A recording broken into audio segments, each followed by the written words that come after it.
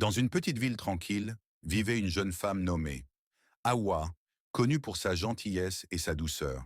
Un jour, Hawa, par inadvertance, renversa de la peinture sur la chemise d'un jeune homme nommé Kofi.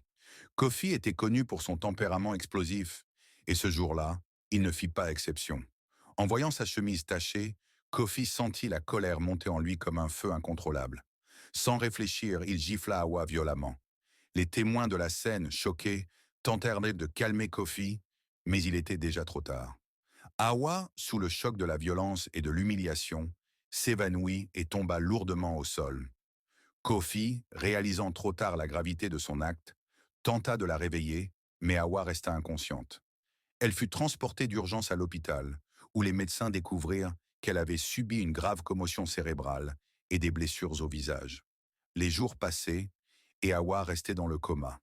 Kofi, rongé par le remords, ne quittait pas son chevet, priant pour qu'elle se réveille.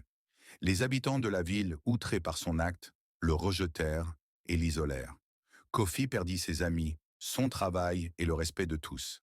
Après des semaines de lutte, Hawa finit par se réveiller, mais elle n'était plus la même. Les blessures physiques guériraient avec le temps, mais les cicatrices émotionnelles resteraient à jamais. Kofi, quant à lui, comprit que la colère n'était pas seulement destructrice pour lui, mais aussi pour ceux qu'il aimait. Il décida de chercher de l'aide et de changer. Cette histoire tragique devint un rappel pour tous que la colère, lorsqu'elle n'est pas maîtrisée, peut détruire des vies.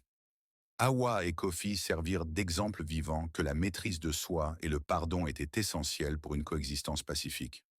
Pour ne manquer aucune de mes prochaines vidéos, abonnez-vous dès maintenant à ma chaîne et partagez avec vos amis.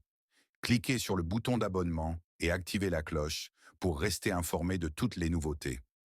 Merci pour votre soutien et à très bientôt pour de nouvelles aventures.